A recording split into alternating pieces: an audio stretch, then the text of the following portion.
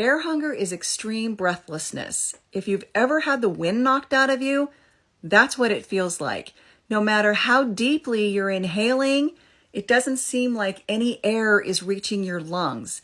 It feels like you're starving for air, which is why the name air hunger.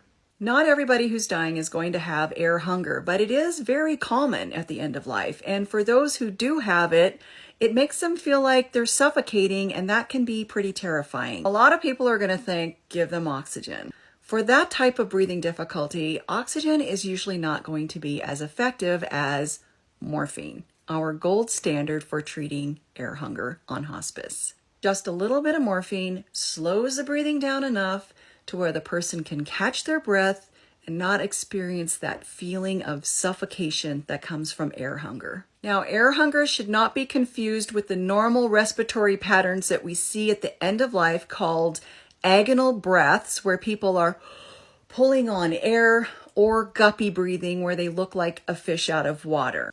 When those types of breathing patterns are happening, the person is actively dying, unresponsive, and there's no indication that they're feeling any kind of discomfort from that.